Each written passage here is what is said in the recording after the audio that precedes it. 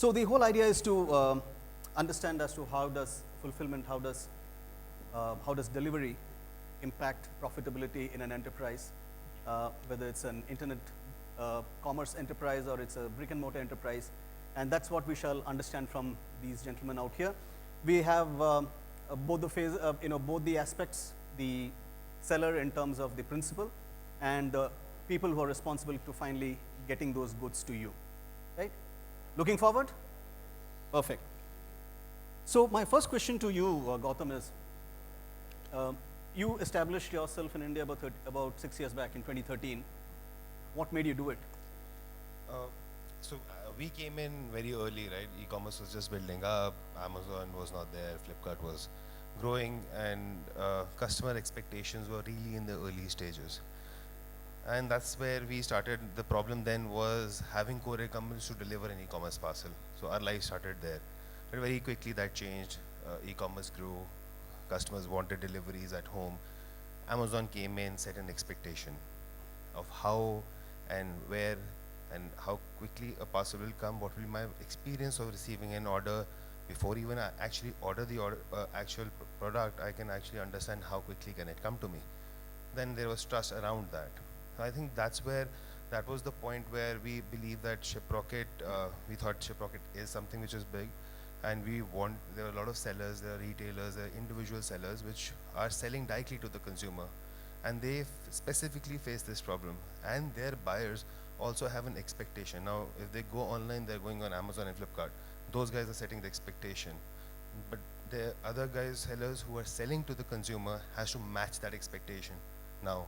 That the goods will actually come in 1 day, 2 day, or there'll be better tracking, or there'll be better, the transparency of getting and receiving an order will be better. So there were all these problems that needed to be solved, and that's where I think we decided that Shiprocket makes all the sense. No, wonderful, wonderful to see someone who predates Amazon, right, in terms of getting into this business. And I suspect when you're talking of transportation, when you're talking of moving goods, you're not just talking of an e-commerce delivery happening, you're talking of, let's say, Fab India headquarters sending to Fab India Bombay or Fab India Chennai or wherever. Right? It includes all those movement of goods as well. So largely we don't focus on that today, but we look at when you're shipping directly to the consumer, that is the area that we're solving for. But the problem starts there, right? If a feeder warehouse has to give it to a store, and from a store, the problem probably the delivery has to happen. Today, the deliveries happen from warehouses because stores are not capable mostly. I don't know, Fab India, but yeah, it's different. But yeah, mostly, I've spoken to a lot of retailers who are either in the process or who have not are not processing orders from their store. Either they don't have the capability there, or they don't have the capability is a big question, right? It becomes people, it becomes inventory view, taking the order, processing the order, all that, being in a mall. There are several factors. So I think that's where the game is going to change, which you all know of as omni-channel, right? Right. And has different views of it.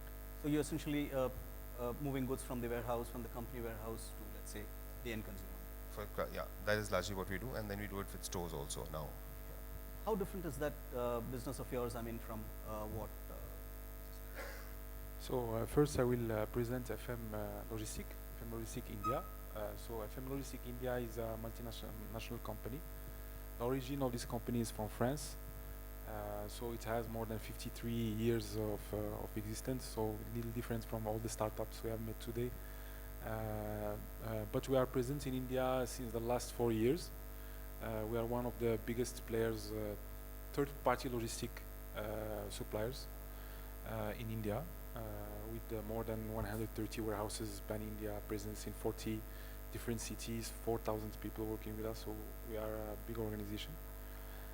And the question is very pertinent because it is exactly quite different from the business that is handled by Shiprocket. Actually, we are exactly in the business you asked him in, like for example, movements of goods from Fab India, Delhi to Mumbai. So it's typically a B2B movement.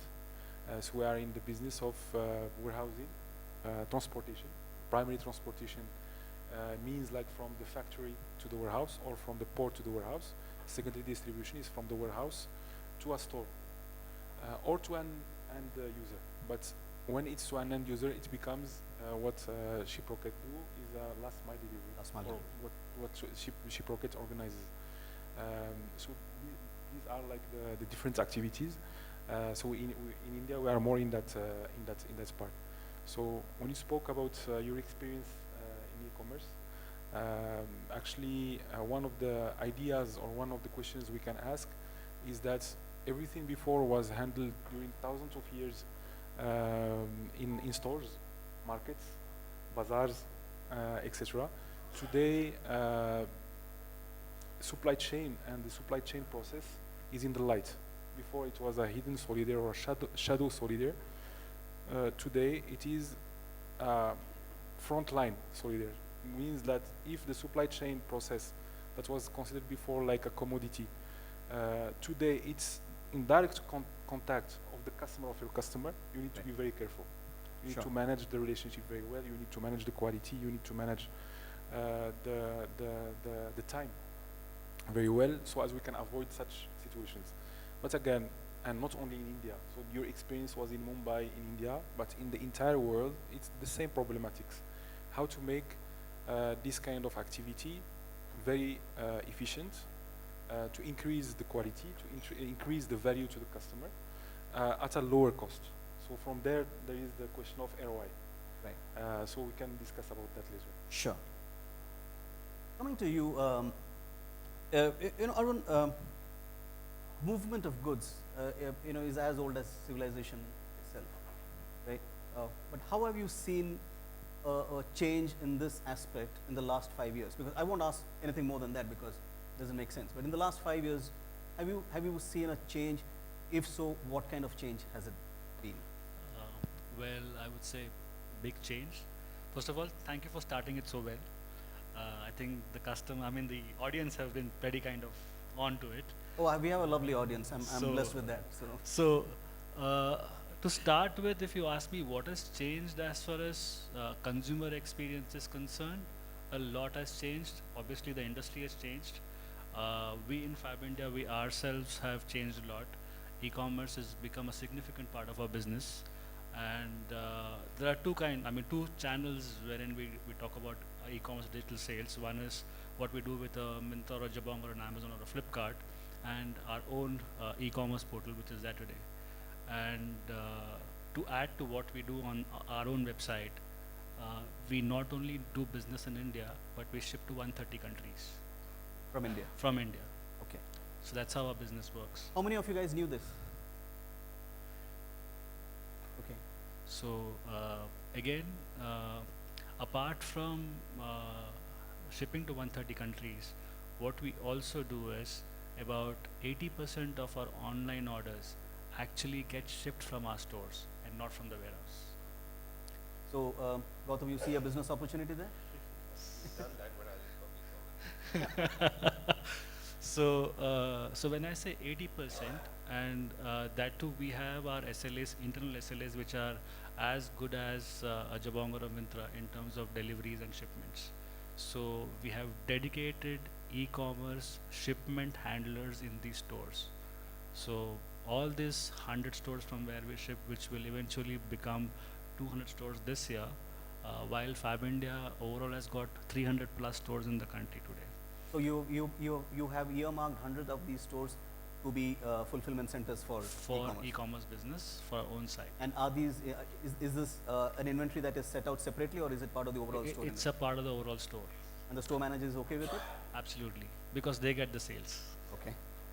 So that's the brilliant part. So kind of engage with the store teams, ensure your absolute cross-channel visibility of what is available for the customer to kind of buy, irrespective of whether you come into the store or irrespective of whether you're on the website.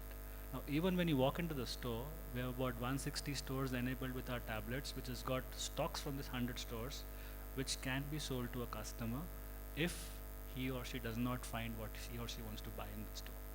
Okay. So there is inventory visibility across all these Across all the stores. So fulfillment of. it's yeah, okay. absolute cross-channel. Now, to extend to that, we've also launched a service wherein you can actually build your own kurta sitting in the store. This is one of them. Okay. So we have about 70 odd fabrics. You can build your own style, place the order, it'll come to you in like 10 days. So Okay. that's the level of, I would say, consumer experience that Fab India as a brand believes in, and that's what we have done. And this is something which we have achieved by working in the past four and a half years. I mean, I've been in the system for about 5 years now. So we had a very, very clear objective in terms of what do we want to achieve when we talk about customer experience as far as digital and the retail store is concerned. So to keep it simple, a single view of customer and a single view of merchandise and stock. And what's your, what constitutes the larger percentage of your shipments? Apparels, Uh, ladies apparels, men's apparel, ladies apparel. women's.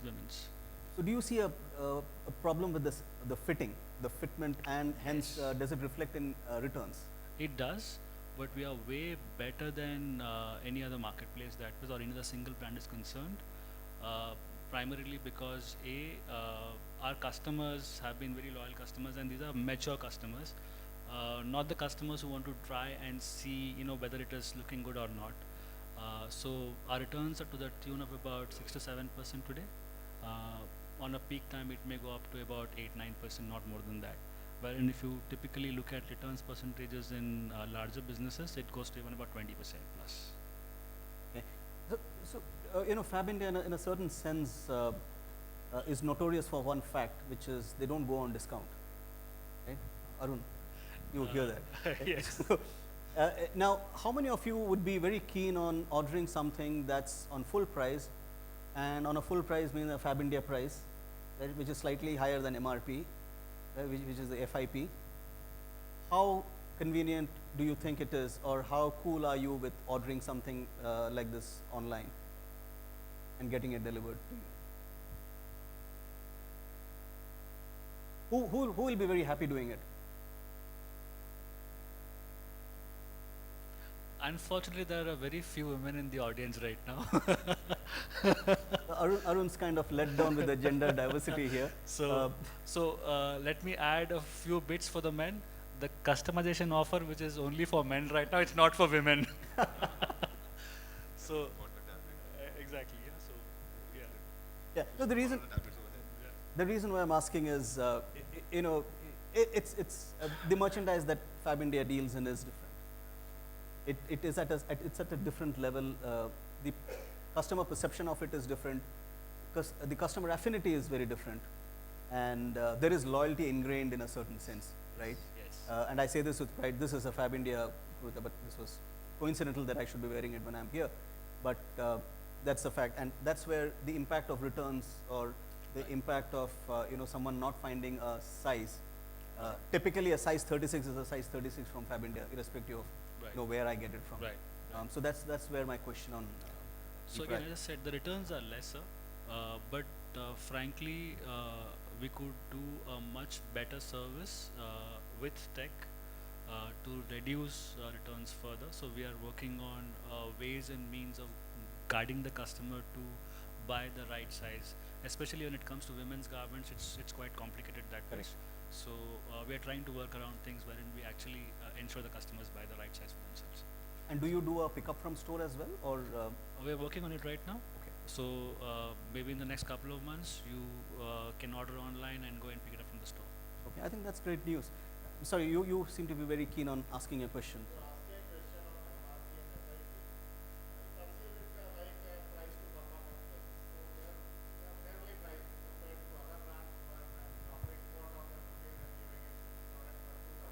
We've heard of customer advocates. We've seen one. Thank you so much, sir. Thank you so so much. Advocacy is good. Yeah, absolutely. And I think that's what makes it so different. Now coming to you, Gautam, one of the biggest pains is returns. Yeah. Right? Not only for the principal, but for someone like you as well. Yeah. Right? While it could spell additional revenue for you, but I'm sure it's a different ball game. See, we put returns into two buckets largely. The second bucket, which Fab India faces, where a customer did not like a good and he's sending it back and he's reordering something else, it's still okay. The worst one is actually when a shipment has been cheated, because payment methods in India is cash on delivery, about 65%, 70%. We were 85% at some point of time, now averaging around 65, 75, 70%, is that when you process the COD orders, you have a lot of customers who will actually not take the goods. So a lot of large sellers, retailers, smaller sellers, everybody faces this problem across. And what's the analysis? What's the most So normal reason? normal reason is that I ordered it just like that. Loss of interest, Lots of interest. or found something better. Yeah, found something better, or I don't want to now buy it, or I spend the money which I had in my pocket somewhere else. Not in the mood right now. And from an Indian e-commerce perspective, how big is this number of COD returns? So it varies. RTO for us, I mean, when I spoke about 8-9%, it was including RTO and customer returns put together. Okay. While for us, RTO is about 4-4.5%, Which is fairly livable, less. which is But fairly if you talk about larger marketplaces like a Jabong and a Myntra, RTO will be around 14-15%. And So normally for stores, normal stores, there is returns as well. Things that are not sold, things that are damaged due to any Right. problem in the cycle of supply chain, it can go till up to 10% of returns. So this is what we see in all our B2B customers. In terms of e-commerce, it depends on the season. In Diwali, for example, season and high peak season, the returns can go up to 50% because of COD, because of damages, because of rushes, because of wrong picking at warehouse. You wanted this one, you got this one, but it's red. Because the multiple picker- reasons. Yeah. because of pressure and everything. So it can go till 50%. Normally, without peak season and everything, it's around 20 to 30% still. Returns is like a really big busy, in my opinion, in the entire supply chain ecosystem in India. So that means that's additional pressure for someone like you, right? I mean, to ensure that the picking happens right. So how do you handle it? Do you use a mix of technology, or do you completely depend on technology? What is it that you do? So typically on the e-commerce business that we handle, it is fully barcoded. So there is barcodes at all the levels, from reception till dispatch, with labels and everything. This is one. We manage the entire flows with the warehousing managing system. So everything is traced. We have the best practices in terms of quality check and control check, accuracy check as well. There is multiple levels of check as well. So it can be from the picking side, as you said, but it can be also from the packing level, or even from dispatch level as well. And there is also, whenever we have e-commerce, we install CCTV cameras, we check everything. And also whenever there is like a wrong dispatch or any kind of return, we need to show, is it our responsibility from the warehouse, from the logistic part, or it is from the transportation part, last mile delivery, or what is the reason? So we need always to have some records. Now there is like more and more technology that can be put in this place. There is some kind of cameras that are really reading. It's like some kind of artificial intelligence. They're reading the movements of the packer. So do you use it in your facilities? So in India, no. Okay. We are working on that. In China, we are using it. In France, in Germany, in different Russia, we are using those. We use many times to make sure that the accuracy of picking is accurate. We use some kind of glasses with cameras that can identify the good and make sure that it is the right good as per whatever image we have in our WMS, warehousing management system. All this is going to come very quickly to India. We see those things coming very, very quickly. The first step is that the warehousing management system or the transport management system for traceability, for real-time follow-up of all the shipments has come very quickly to India. Before, everything was paper-based, and one of my customers called it before Raju management system, so RMS. He told me, see, I mean, we went very quickly from RMS to WMS. RMS is Raju management system, means the guy who is there 25 years in the warehouse, Right. who knows exactly where is the material, how to ship it, how to pack it, everything is correct. Now we are not less and less in India dependent on the manpower and the efficiency of manpower. We are using actually the IT tools to make sure that accuracy is very high. So the returns really, since we speak about the ROI in terms of delivery, ROI, it's like a financial concept, but for me, it means also the quality part. Like there is value. ROI is related, in my opinion, in terms of value. So that Finance is a short-term perspective, but quality satisfaction or customer satisfaction is a long-term value. So the ROI also can be long-term. When we speak about this, in terms of e-commerce, we need always to find ways how to kill the returns. Today, as he said, the cash on delivery doesn't help, for sure, but it will improve fast as per majority of the people, because now debit cards are available. There's a lot of other payments ways. Still, it will take some time. And the professionalism also of the entire industry of logistics is improving, with a lot of actions from the government side in terms of improving the skill sets of the logistics of the basic worker in our house.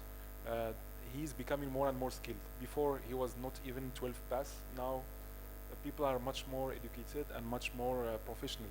So more and more the issues that are coming from the professionals will reduce, and all what is related to the cash on delivery, etc., will reduce as well, for sure, and quickly, because of the digitalization and because of the coverage of modern ways of payment for a large extent of the population. So this is going to stay with me for a long, long time to come, which is Raju Management System, RMS. At RMS, you add technology to RMS, you get to a good WMS. Coming to thinking of it, how long have you been in there, Amin? So 4 years. 4 years. Have you seen a movie called Raju Ban Gaya Gentleman? No. Okay, I I've think you seen should many watch Indian that. movies, but this one I missed. Okay. Maybe I will have to go and see it. Sure. Coming back to you, Arun, in terms of your customers, now, are these tier 1 cities or are these tier 2, tier 3 and tier 4 as well? Well, it's a 60-40 for us.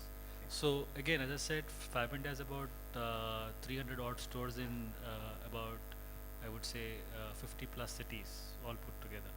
So there are cities where Fabindia stores are not there, and customers do order from those cities as well. So today, if you look at the Indian ecosystem overall, there are about 28,000 pin codes or 29,000 pin codes Right. which are there. Right. And out of that, today what we are servicing is about 15,000 pin codes. Wow. Okay. Okay, through various So partners. that would be a significant part of SECA and B and C Absolutely, probably. absolutely. Now, as we're into the business of fashion plus lifestyle, the challenge that we face primarily is on categories like furniture. Sorry? Categories like furniture, wherein the delivery ecosystems typically work in 5, 6,000 or 7, 8,000 pin codes to the max. Now there are certain service providers who actually go to the extent of delivering it to about 12,000 pin codes. But is furniture a large category for Fabindia? It is. I mean, not very significant. Obviously, apparel is about 85%, but technically, home and furniture is about 18-20% still. Okay. So that is a large category, and there's a lot of focus on that business right now. So again, I mean, that is one challenge. Wherein if I have to deliver something to Kunnur, I really have to wonder, because again, these 300 stores, they are not typically a furniture store. These are primarily apparel stores, and out of this 300, about 30-40 stores odd which sell furniture all put together. But again, to ship it from a national warehouse to an end location is still challenging, and the cost mathematics don't work out. Absolutely. That's the big challenge. So that's what actually gets me to the next question to you, in terms of if it's a type 2 or type 3 or a type 4 city, the cost equations change rapidly. And do you face those? How do you manage that? See, piece? not specifically talking about furniture over here because it's a different category altogether. Sure. But I think from large 3PL partners who are already in the country and traditional ones also which are there, they have built their reach through partner networks to reach maximum amount of pin codes.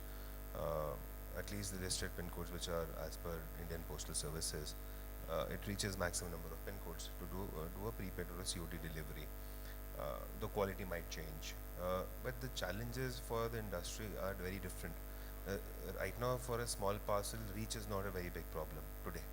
The problem is when you start marketing to these users, when you start selling to these users, you are really marketing to a metro user, to a non-metro, or even a B category city to a C category city.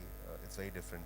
Your return rates will go off the roof. And Why do you say it's different? I mean, a 1 hour delivery for a metro guy, I'm sure has the same importance as a 1 hour delivery for the it's the customer intent, which I believe I cannot say for the industry, but I think from the customers that I see, and maybe you can add some value there, but at least what I've seen is then when you start expanding, your customers start, your returns start increasing.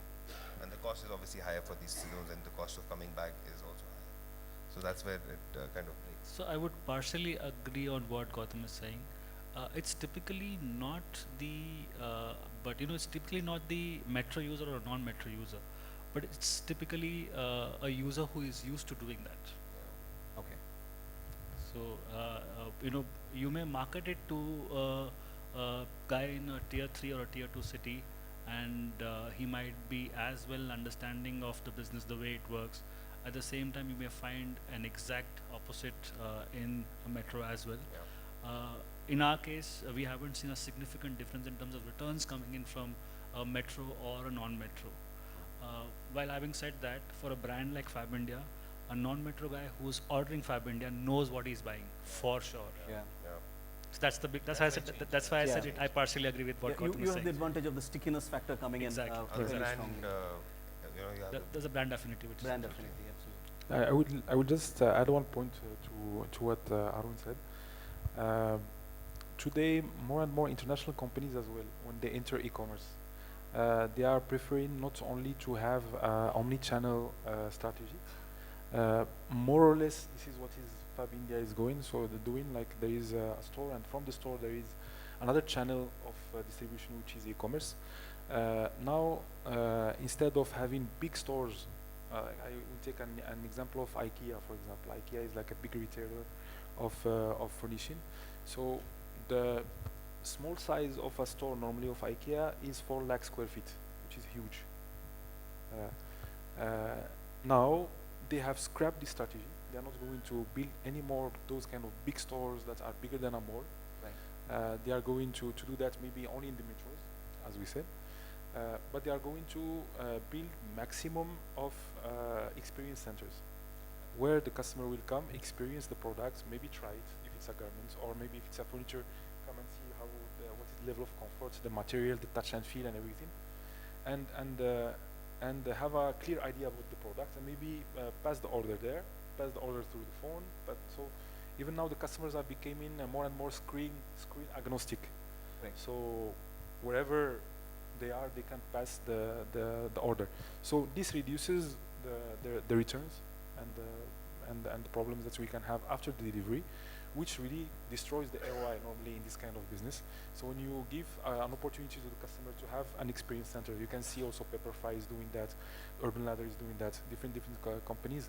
Then the returns are lower, and the e-commerce overall business case of the e-commerce become really profitable and makes sense. So more and more of customers are doing this, and we see in our industry, especially in Europe, a big paradigm change where retailers, hypermarkets, etc., are going to reduce drastically, and we are going to have more and more of proximity stores. And somehow I feel that the Indian market is really, though, how to say, there is many stages normally in some industry. So before you come to a plane, you need to have already the car, the train, the bus. Right. Thing. India has always a good habit of taking the last technology, so going from one level to the last level. So what happens if we compare, for example, India and Europe? In India, people go to hypermarket to buy their groceries. Big 5 lakh, 6 lakh square feet store and everything, AC. They buy, they come home. In India, there is Kirana. Now, what is happening in Europe, after going to hypermarkets, they are coming to some model like Kirana. That's because a lot of Indians are going from here there, I guess. Because leapfrog, right? Yeah, absolutely. And So there we is a- leapfrog business models, we leapfrog technologies, primarily because we are strong believers in the fact that we can learn from others' mistakes. Sure. And Exactly. that's So very important. instead of going to hypermarkets, now even Europe is going back to that proximity market that gives home delivery, that gives credit, that gives a lot of services and a lot of advices to the end customer, which is the case today with the proximity stores for the goods you have everywhere. The only difference is that there is still some promotions in Europe with those proximity stores, while in India it's always MRP. Now coming to this, Gautam, you wanted to I add just wanted something? to add something because we were talking about tier 3 towns and tier 4 towns also. One big essential problem which is coming up is address issues. Now they don't have streets and they don't have home addresses. It's always behind Shiv Mandir. And, Brilliant. and what happens is that, and the people, and there are no houses as such which have addresses. So it's Mr. Chaudhary's son, Shivji ke mandir ke piche. Yeah, care of. It's like that, and that's a big problem when it and In front of Raju Mithai Wala.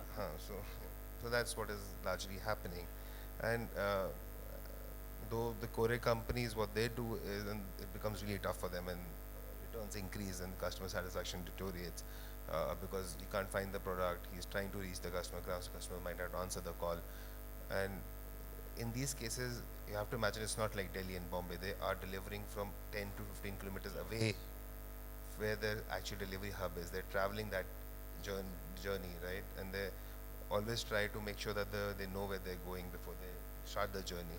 That is essentially a large problem in India also. Address, lane level address capturing, longitude, latitude capturing information. Google Maps don't work, right? So But coming to that, the Indian postal system has probably mapped this area much better than anyone else, right? At least the country.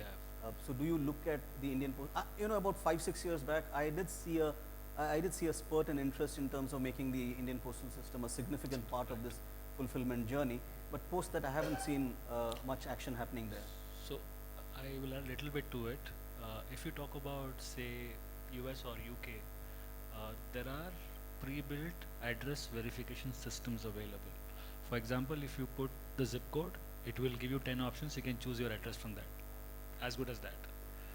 Now, it's again about scale. For a country like India, with the way we are diversified and with the way the population is spread in terms of concentrated and not so concentrated across the rural places, will this kind of a system be built? And there is a very good scope for it, especially for, talk about data, talk about, I would say e-commerce companies wanting it, logistics companies wanting it, government wanting it. Seriously, it will be a big business. And when do you think it's going to happen? Because it's been in the works for quite a long time now.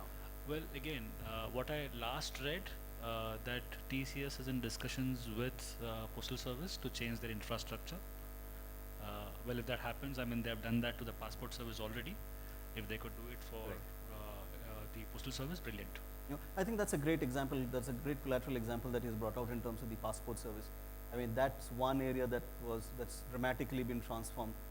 I think this is an area that could be done. But in terms of wrong deliveries or in terms of anything, let me call it the cost of unsuccessful delivery. Who bears the brunt of the cost? Whichever is. So I think we both have to answer that question. So it's partially the provider because he will charge you a lower fee than, but it's actually built into some sort of cost. He's not losing money there because he's consolidating the shipment and bringing it. So the cost of sending it, the very cost of coming back is lower.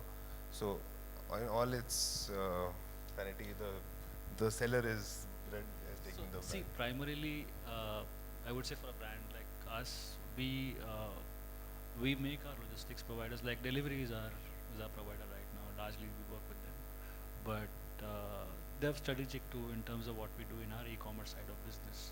Now, when we say that, there are certain things which we work with them. If anything, it is not about that one delivery, it is about the scale of the problem. Right.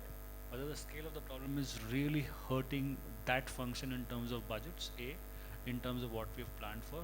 So there are two aspects to this. One aspect is the disservice that you bring in when you're not delivering to a customer, which is loss of business to you, loss of customer to you. So it's a big loss for the brand overall. But if the scale in terms of your SLAs are meeting in terms of overall aspects of, then it's obviously accepted, and then it's a relationship that plays in between. But if it is beyond that SLA, then obviously we sit down on the table and then we understand what's going wrong, and then we fix that problem. And if it doesn't fix, obviously you move on to somebody who's doing it better than them. So but this SLA is obviously always going up. What it was 10 years back, what it is about 5 years back, and what it is right now is very different. Now we are discussing 2-hour deliveries. Actually, in the next, I mean, maybe during Diwali we will try it out also. So we are trying to work around wherein a store can have a delivery done to a customer in 2 hours time. Right. And anyone in the audience who's been a victim of wrong deliveries? And what did you deliver? I mean, what did you ask for and what did you get? Instead of getting a shirt, I received a woman parcel from Myntra actually. It was during one of their sale seasons. Are you married? Yeah, but I prefer to return it. You lost a brilliant chance there. You know, just given it to your wife, said it's a surprise. So, yeah, I mean, it's a double-edged sword. Right? So what happened after that? What did you do? They asked me to provide the photographs as a proof that it's a wrong delivery and not a wrong product, though it was their fault. And then eventually they accepted. After 10 days it got returned and they picked it up and refunded them. And you just reached out to the brand. That's it. You didn't do Yeah. anything else. What? Pardon, come again? Did you reach out to the brand only, or did you go to social media? No, You no, click- just to the brand. Just to the, on the app they have, like, it's pretty friendly on the app. So if you just reach out, they say the reason of the product. If you say defective, they at times ask you, send us a couple of photographs, and then they just process this out. So this So is one nothing was- area, right, where a Samsung phone mysteriously turns into a bar of soap. I'll add a more, I would say, aspects of this. Okay, we in our warehouse would have more, I would say more than, for this particular year, more than some 200-300 items sitting in our warehouse, which are actually not even Fab India merchandise, which has come back to us as returns as our products, which includes all kinds of things. So we actually have a charity ball kind of a thing at the end of every quarter, saying that, you know, how will we distribute this? So does this get into officially get into shrinkage? It is not exactly shrinkage. So it's all to do with, you know, how well the parcel was tracked. For example, you have a parcel which is going in, and, you know, the only thing that identifies that parcel is the airway bill number and the shipment number. Correct. By any chance, if that plastic attachment is torn or gets detached from that parcel, God knows where that shipment will go. That is the reason, and then somebody else manually figures out maybe ki this parcel belongs to this particular, you know, piece of paper, and then attaches it and sends it across. Because while shipping, it is done appropriately the way it is supposed to go. It's in the journey. So what's your biggest nightmare, Gautam? No, I actually just wanted to pick it up on that, right? Sure. Because inventory coming back which is not your own, and there's a lot of bad customer behavior also. And as brands and as large marketplaces, trust me, they do a lot of work around it. They do pin code level analysis. They would find clusters of people who are doing this.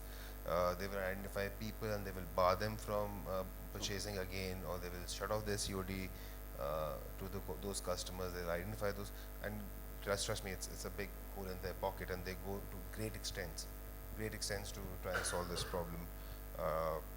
They don't care when customer experience at that point of time. They think they don't want this customer anymore, and it's a lot of times the customer is at fault. I'm sure most of the e-commerce giants do keep a tab on you at an individual customer level. If you're trigger happy and you enforce something like 5 returns on CODs, then you had it. You slip somewhere on their scale, and that gets impacted on multiple levels. So you have actually asked one question about who is paying that cost. Correct. Actually, by the end of the day, the entire economy will pay that cost. The entire Indian Absolutely. economy will, because by the end of the day, if one partner only will pay it, it will bankrupt. True. Because it's a huge inefficiency, if you see, in terms of returns. When it comes to 50%, 30%, it's better to not do business.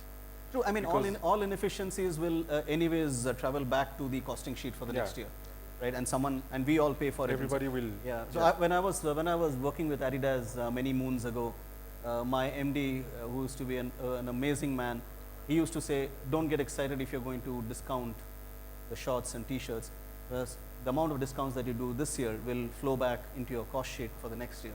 Sure. and that's how the prices go up. And that's why actually the price or the cost of logistic in India is 13% of the GDP, which one of the biggest in the world. 13%. Because of those inefficiencies, because as address is not clear. You want to go and deliver, you don't find that. You have to depend on Raju. Absolutely. Raju will know who is living where, in which house, his mother is, I don't know whom, and then deliver to her, because he knows the districts very well. But you cannot automatize that. Then all the big data, all the blockchain, all whatever kind of technologies you want to do, drone. How you are going to use a delivery drone in this condition? Not possible. So a lot of improvements cannot happen with those basic things, and those many times seems to be quick fixes. So are But- you used to a term called jugaad? Yeah, of course. I say it every day. So many times I say to my team, this is Jugaad, do some process. Jugaad in itself is a process. I mean, Yeah. it's a very agile process, if I might add, right? So, Dynamic. but coming back to you, Gautam, what's your biggest nightmare as a 3PL player in an economy that's literally bursting at its seams and pregnant with possibilities? What's your biggest nightmare?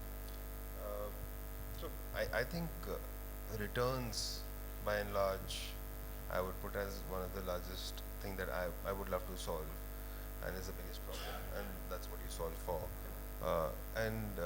See, when you're talking about brands, it's a very different thing. When you go outside brands, a lot of purchases are happening over social media. You're just scrolling through the screen and you like something and you bought it that very second and you don't want it later. A lot of consumer behavior is driven. So I think that is largely something that I'm worried about, and I would like to solve that reactively, proactively, using big data and do machine learning, understand how the user was actually acquired, what kind of address is he putting in. Can I solve for all those things? Is it a short address? Can I do other verifications and do not stop the checkout process, but do a pre-checkout, post-checkout process to understand if the address was correct or not? Maybe do a re-verification. If the goods have reached the location, can I do, and he's not able to find it, how quickly can I get that information from the buyer and send it back to the courier, last mile delivery boy, get that shipment delivered? I think those problems, and this is a big problem which has multiple small solutions to it, and all of them have to come together to solve this problem. And it's not just about you; it's about all the other players in the chain as well. Everybody.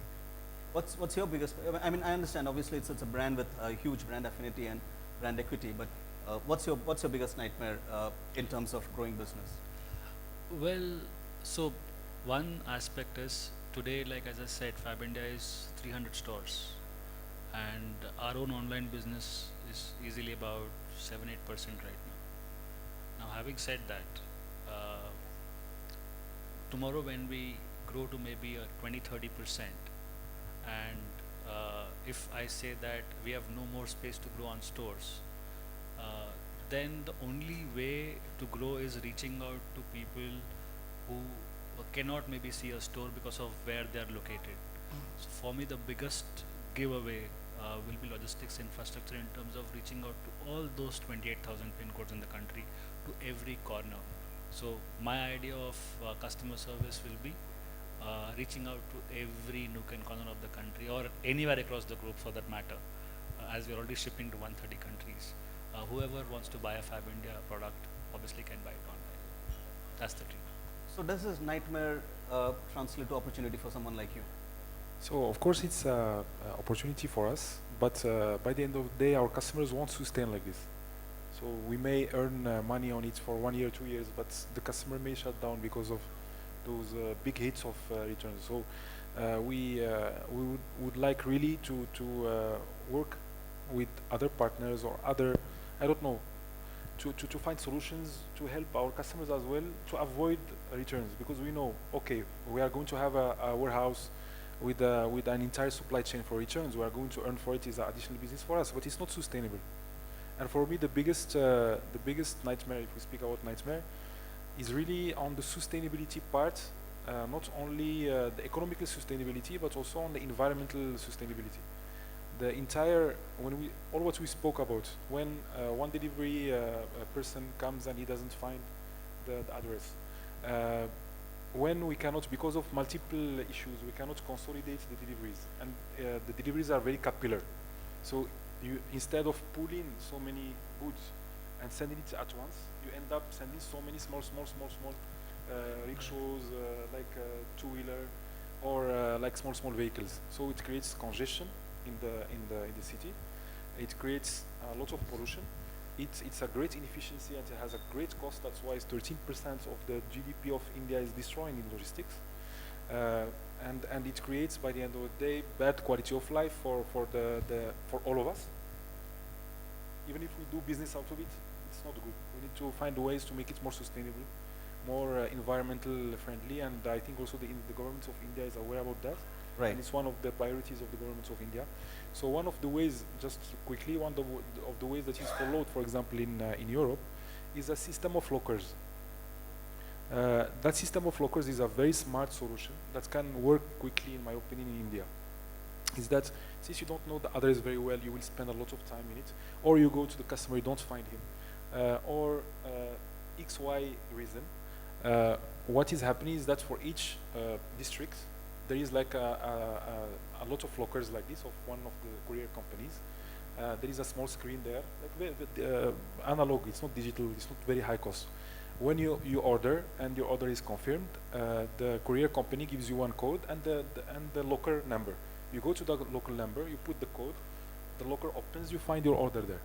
So, and it's 10 meters from your house, or max to max 50 meters from your house. So by the end of the day, instead of, and if there is any return, it happens through the locker. So there is a lot of cost saving also for the customers.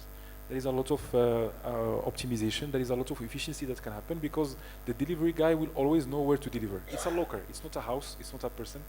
Availability will be always there. So the cost can be reduced a lot. Now, maybe there is some parameters that are difficult to have. That's why it is not developed in India. But it is one of the ideas. And But that's something that someone like you should probably front and get, because I was part of IBM quite some years back, and this was part of the thought process, saying that let's have these last mile lockers available, and it could be a code, it could be a scanner, QR code, like it's happening with bicycles, right? Bicycles and rent. You scan a code, bicycle opens. Same way, scan that and the locker opens. So do you have plans of bringing that to India? so we suggest this to our Indian customers. Till now, we don't see any demand about that, unfortunately. Would you like to have something like this powering your last mile? Why not? Why not? So as I said, We'll discuss about this. absolutely, because see, as I said, we any which way still have a very large network of stores for sure, but for places where we do not have stores, this will be a brilliant piece of infrastructure for us to reach out. So in fact, it's been done in a semi-automated way by DMart, right? So whoever is aware of DMart, now they have an online business which is a Right. completely different business from their physical store business.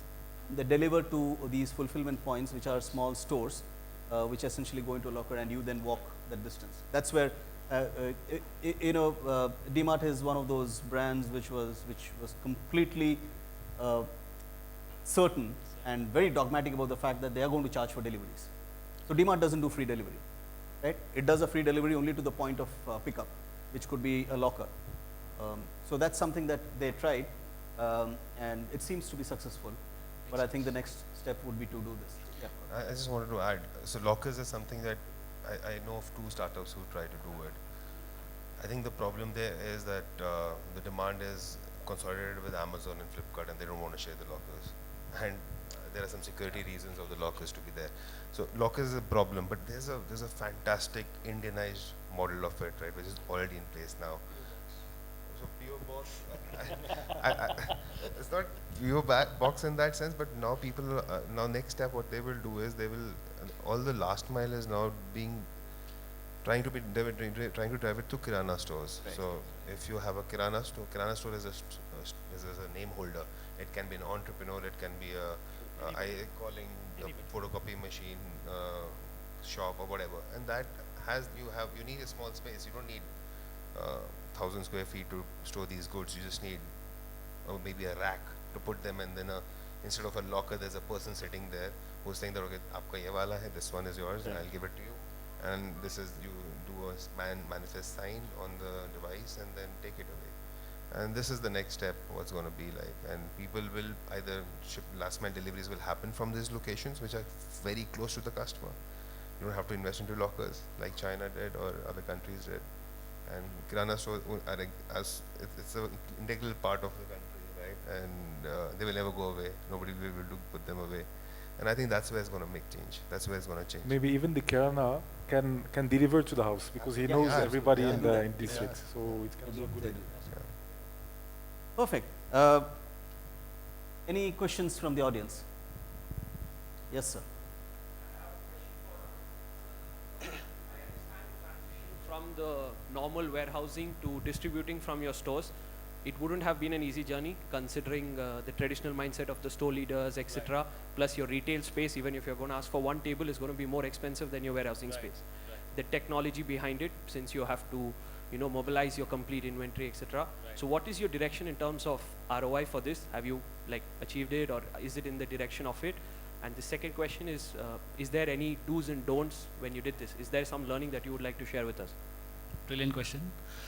Well, as far as the ROI is concerned, for every business, for every individual, ROI is a different metric altogether. So first of all, defining what is ROI is extremely important. For us, if you ask me whether the ROI is achieved, yes, we have achieved the ROI.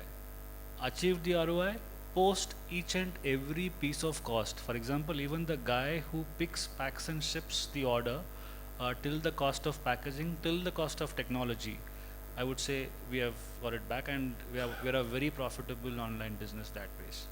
So having said that, I would say take baby steps. The learnings that I have today, it didn't happen in 1 year. It took us for us to do 100 stores shipments for the orders. You also need volume, so there comes marketing costs for you. B, you also need to build the infrastructure step by step. It's not that today you started one store and tomorrow you became 100. So for us, the first journey was connecting the first store. Frankly, we had the worst time of our business when we did the first store connection, wherein we cancelled about 30% of the orders. That was primarily because of the store didn't know what to do, lack of training, we didn't know how to handle it, perceptions, store was afraid all the orders will go to the online site. At the same time, data was incorrect. The store stock, which was then the system which went online, was incorrect. So multiple aspects. So each and every piece of problem, we solved it one by one, one by one. So first we did one store, then we went to the next store, then the third store. So in short, to reach 35 odd stores, we took about a year. After that, it was a cakewalk. Today, if you ask us to launch 50 stores, we can do that in 3 days. So, and frankly, the cost of tech is not that much at all. While people are always discussing and trying to understand technology, that's the easiest piece to solve according to me. It's about manpower, it's about training, it's about intent, it's about involving the team which is going to ship the product. And a culture change within the organization. Exactly. Thank you. Time for one last question. Just to add on to that, two things. One is how do you control the customer experience on marketplace? So you sell on Myntra, Jabong, Amazon.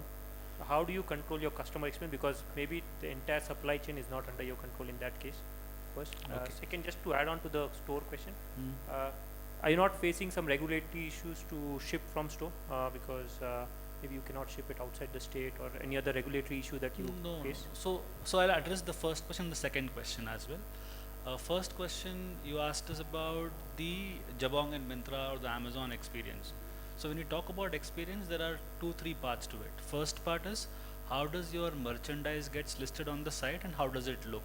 The second point will be whether the item is getting delivered properly to the customer. The third is whether Amazon and Myntra or Jabong are selling at the same price that you are selling. These are the 3 bigger pieces of customer experiences. Now, as far as the first part is concerned, in terms of look and feel, you define the look and feel and they'll build it for you. That's resolved. The second piece is delivery on time. Obviously, they are very good at it. There are no problems there. The third piece is the most important piece, wherein whatever price you are selling it at the store or on your site, the same price it is being sold online. We have very tight agreements with them. They cannot change the price without getting a consent from us. So that solves the 3 experience pieces. Now, coming to the second question that you asked, well, I'm sorry, could you just come back again on that? Any regulatory? The regulatory or the compliance issues. So as far as taxation is concerned, primarily today also if you place an order in Amazon for that matter, a product from say Bombay can get delivered to Bangalore or from Bangalore can get delivered to place of billing is where you pay the taxes. So primarily if I'm moving product from say, say a Bangalore to a Delhi, if a Bangalore store is shipping, the Bangalore store bills it as a customer who's come to the store and who's bought, while there are additional costs of shipments to the customer. And the pre-GST regime, obviously, we had the multiple tax structures, different, so that was pretty painful. But now, I guess, post-GST, Easier, yeah. it's become pretty easy. So I'm sorry, we've run out of time, and we just want to make sure that we are bang on target so that we send you home on time. Thank you so much.